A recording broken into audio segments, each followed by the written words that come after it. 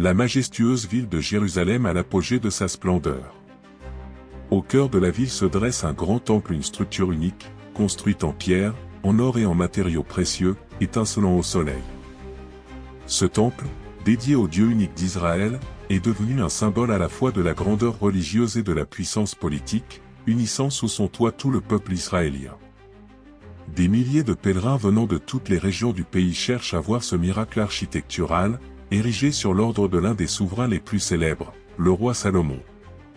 Salomon, fils du grand David, était l'héritier d'une lignée glorieuse, choisie par Dieu pour conduire Israël à travers une époque de grands changements. Son nom est devenu synonyme de sagesse et de richesse, et les légendes à son sujet étaient racontées non seulement à l'intérieur d'Israël, mais aussi loin au-delà de ses frontières. Ce grand souverain a réussi à affirmer son royaume comme un lieu de prospérité et de sécurité, l'élevant à des sommets inconnus auparavant. L'histoire commence au moment où le jeune Salomon monte sur le trône après son père, David. Israël était un État uni et prospère, mais ce jeune monarque portait déjà le lourd fardeau de la responsabilité. Comment gouverner un peuple si nombreux? Comment justifier les attentes et maintenir la paix durant son règne? Conscient de l'ampleur de la tâche qui l'attendait, Salomon a pris une décision qui graverait son nom dans l'histoire. Il a prié Dieu en demandant un don qui changerait non seulement sa vie, mais aussi l'avenir du peuple de Dieu. Un soir, dans un rêve, le Seigneur est apparu à Salomon en lui posant la question, « Demande ce que tu veux que je te donne » 1 Roi 3h5. Ce moment était crucial. Que demanderiez-vous à sa place? Richesse? Pouvoir? Longue vie? Mais Salomon, en tant que jeune dirigeant ayant une claire compréhension de son rôle, a demandé la sagesse. Donne à ton serviteur un cœur intelligent, pour juger ton peuple et discerner le bien et le mal. 1 Roi 3h9. Dieu a approuvé cette demande et a accordé à Salomon non seulement la sagesse, mais l'a aussi promis richesse, honneur et longue vie, s'il restait fidèle au commandement. Très vite, Salomon a démontré qu'il était digne de ce don. Sa renommée en tant que l'homme le plus sage s'est répandue bien au-delà des frontières d'Israël. Comme premier signe de sa sagesse, Salomon a tranché un litige entre deux femmes, chacune affirmant être la mère du même enfant. Deux femmes se tenaient devant le trône du roi, appelant à la justice. Comment auriez-vous résolu une telle situation? Salomon a proposé, à première vue, une solution horrible, couper l'enfant en deux. La véritable mère, ne souhaitant pas nuire à son enfant, a immédiatement renoncé à ses droits, tandis que la fausse mère a accepté la séparation. Ce moment a révélé une vérité profonde, et Salomon a rendu l'enfant à sa vraie mère. Tout Israël s'est émerveillé, et tout Israël vit que la sagesse de Dieu était dans son cœur, pour rendre le jugement. 1 Roi 3h28. Néanmoins, la sagesse de Salomon ne se révélait pas seulement dans ses décisions judiciaires. Il s'est également avéré être un grand constructeur, architecte et diplomate. Son accomplissement le plus remarquable a été la construction du Temple du Seigneur à Jérusalem, l'une des plus majestueuses structures de l'Antiquité. Ce temple est devenu un symbole de la connexion entre Dieu et Israël, ainsi qu'un lieu sacré pour le culte et les sacrifices.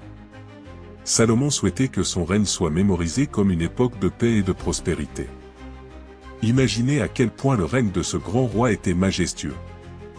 Des délégations venant des quatre coins de la terre se rendaient chez lui pour entendre ses sages discours et admirer ses réalisations.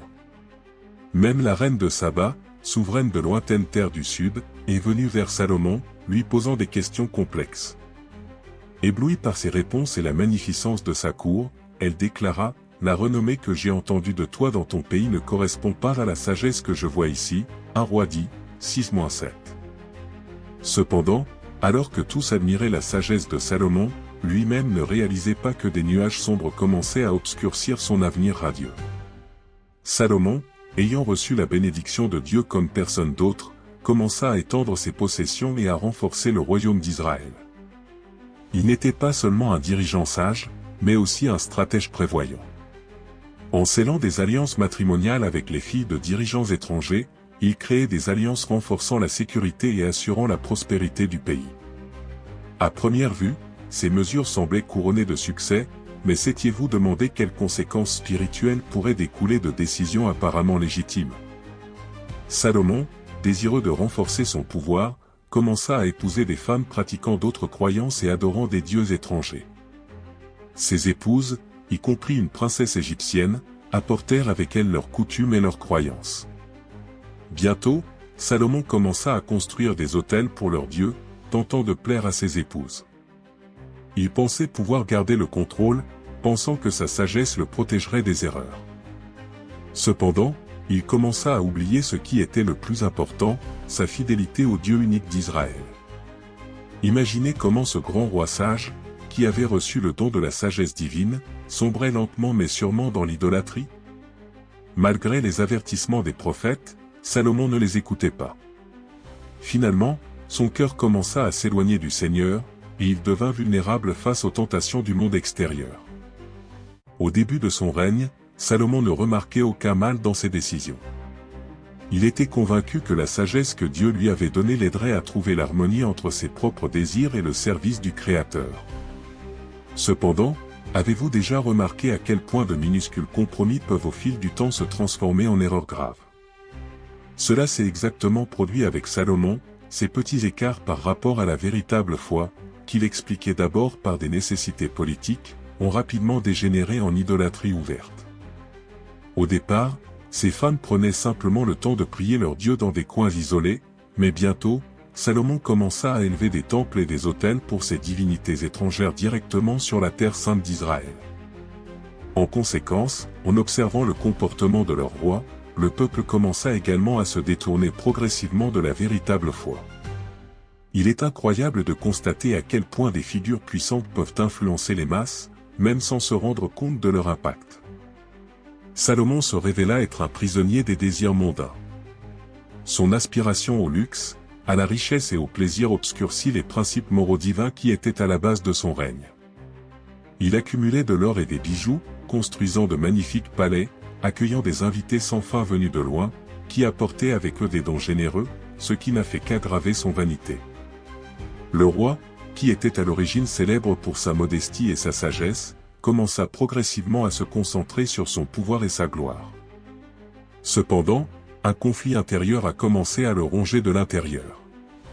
Au plus profond de son âme, Salomon savait qu'il s'était écarté du chemin que le Seigneur lui avait tracé. Pouvez-vous imaginer à quel point cette prise de conscience était douloureuse pour un homme qui avait reçu tant de Dieu, mais qui avait lui-même choisi un chemin d'autodestruction? Son royaume semblait prospère, mais des nuages de mécréance et de désolation spirituelle s'amoncelaient déjà au-dessus de lui. Salomon continuait à profiter du luxe et de l'abondance. Son royaume prospérait, ses richesses augmentaient, et ses majestueux palais devenaient de plus en plus grandioses. Mais au milieu de cette magnificence extérieure, il commençait à ressentir quelque chose d'insupportable, un vide. Ce vide apparaissait comme une conséquence de son éloignement de Dieu, qu'il avait autrefois placé au premier plan. Avez-vous déjà réfléchi à ce qu'une personne peut ressentir en ayant tout, mais en perdant ce qu'il y a de plus important? Salomon, doté d'une sagesse colossale, comprenait que ses actes l'éloignaient du Seigneur. Il avait construit un grand temple, mais son cœur était loin de Dieu. Jour après jour, il comptait de plus en plus sur ses propres forces, oubliant qui était réellement la source de sa prospérité. La Bible rapporte que Dieu était déçu par Salomon. Dans le 11e chapitre du livre des rois, 1 Roi 11, 9 dit, il est dit, « Et l'Éternel fut irrité contre Salomon, parce qu'il avait détourné son cœur de l'Éternel, le Dieu d'Israël, qui lui était apparu 2 fois et qui lui avait ordonné de ne pas suivre d'autres dieux. » Le Seigneur rappela à Salomon son alliance, s'il restait fidèle à lui, son règne serait béni. Mais cette promesse dépendait de ses choix, et Salomon l'avait rompue. Pouvez-vous imaginer les tourments de Salomon? Au sommet de sa puissance, il prenait de plus en plus conscience que son royaume était en danger. Et ce n'était pas une menace extérieure, mais une menace intérieure, provoquée par son propre détournement de la foi. Il a commencé à comprendre que ses décisions avaient détruit le fondement sur lequel son royaume était bâti, la foi en un seul Dieu. Salomon vieillissait et son cœur était déjà lourd des réflexions sur sa vie passée. Plus il réfléchissait, plus il devenait clair pour lui que tout ce qu'il avait construit et acquis n'avait pas d'importance par rapport à ce qu'il avait perdu. Il commença à voir la vanité de ses ambitions. Sa sagesse, qui autrefois lui apportait satisfaction, n'aggravait désormais que ses souffrances. Avez-vous déjà pensé à ce qu'une personne ressent lorsqu'elle réalise que sa vie a été bâtie sur des fondations trompeuses? Salomon, qui avait un jour déclaré « Tout est vanité », comprenait véritablement la profondeur de ces mots à travers son expérience personnelle. Dans le livre de l'Ecclésiaste, il écrit « Vanité des vanités », dit l'Ecclésiaste, « Vanité des vanités, tout est vanité ». Ecclésiaste 1h2. C'était le cri de désespoir d'un homme qui avait tout, mais avait perdu l'essentiel. Il réalisa que ses richesses, ses palais magnifiques et sa gloire n'étaient que des choses éphémères. Elles ne pouvaient pas combler le vide grandissant dans son cœur alors qu'il s'éloignait de Dieu. Salomon regretta ses erreurs, le fait qu'il avait permis à ses femmes de le détourner de la foi, qu'il avait couru après les plaisirs terrestres, oubliant que le véritable bonheur et le sens de la vie ne résident pas dans les biens matériels, mais dans le service à Dieu. Cette ruine morale devint bientôt pour lui la prise de conscience la plus douloureuse, et il entama à nouveau une lutte pour retrouver sa véritable destinée. Au cours de ces dernières années de règne, Salomon a pris conscience que son royaume était enclin à la chute. Dieu lui a révélé qu'après sa mort, le royaume d'Israël serait divisé et qu'en raison de la promesse faite à David, son fils recevrait une partie de cet héritage. Ce résultat est devenu inévitable. Salomon a compris que son apostasie avait des conséquences tragiques. Le soutien divin avait quitté son règne, et des conflits intérieurs commençaient à détruire ce qui était autrefois une puissance unie et puissante. Salomon a accompli de grandes choses, mais dans son âme, il vivait une mélancolie. Dans ses dernières œuvres, il partage généreusement avec nous les leçons qu'il a tirées de la vie. Dans le livre de l'Ecclésiaste, Salomon avertit, « Crains Dieu et observe ses commandements, car c'est là toute la responsabilité de l'homme » Ecclésiaste 12h13. C'est sa leçon principale, même l'homme le plus influent et sage ne trouvera pas le véritable bonheur et le sens de l'existence s'il oublie Dieu. Sa vie est devenue une leçon importante pour chacun d'entre nous. Même si une personne a tout, argent, gloire, pouvoir et sagesse, elle peut subir une défaite spirituelle si elle s'éloigne du Seigneur. Salomon nous rappelle avec insistance que la véritable grandeur ne réside pas dans les réalisations matérielles, mais dans la fidélité aux commandements de Dieu. Imaginez à quoi aurait pu ressembler le royaume de Salomon s'il avait continué à suivre les commandements de Dieu et à ne pas se détourner du droit chemin. Peut-être son règne serait devenu un modèle pour tous les monarques suivants, et son peuple aurait été témoin d'une bénédiction et d'une prospérité infinie. Au lieu d'une douloureuse division et d'un effondrement d'Israël, Salomon aurait pu laisser un héritage fondé non pas uniquement sur la richesse et la sagesse, mais sur une foi sincère et une dévotion envers Dieu. Néanmoins, sa chute et son apostasie soulignent la nécessité d'une discipline spirituelle et d'une fidélité à chaque étape de la vie. Même les esprits les plus perspicaces peuvent s'égarer s'ils laissent leur faiblesse prendre le dessus. Mais Salomon ne s'est pas seulement perdu, il nous a offert une leçon précieuse, pertinente pour chacun d'entre nous. Quelle leçon pouvons-nous tirer de l'histoire de Salomon? Tout d'abord, elle nous rappelle que les biens et réalisations matérielles ne peuvent remplacer le véritable bonheur spirituel. La grandeur, la richesse, la gloire, tout cela est éphémère, et si cela devient notre objectif, nous risquons de perdre le contact avec ce qui est réellement important. Salomon a compris par son expérience la futilité des biens matériels et a conclu qu'en l'absence de foi en Dieu, tout perd son sens. Deuxièmement, l'histoire de Salomon nous enseigne que chaque choix a ses conséquences.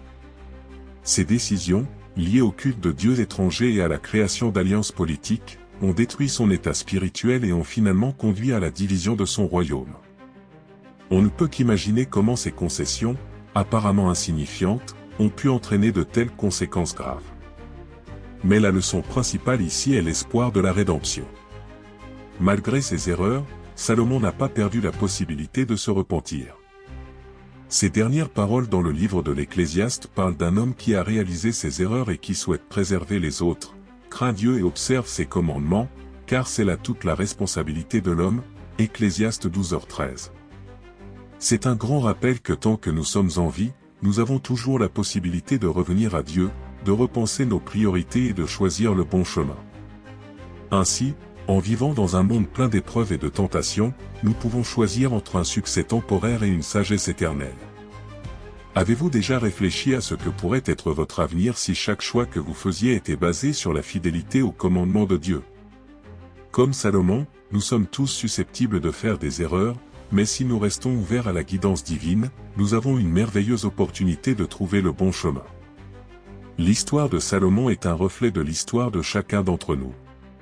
Elle montre que même en possédant de grands dons, une personne peut perdre son but si elle s'éloigne de Dieu. En même temps, elle nous enseigne qu'il est toujours possible de se tourner vers la repentance et la restauration après une chute. La question est de savoir si nous sommes prêts à faire le bon choix avant qu'il ne soit trop tard. Car ce n'est qu'à travers le choix en faveur de Dieu que nous pouvons trouver la véritable satisfaction et le sens de la vie.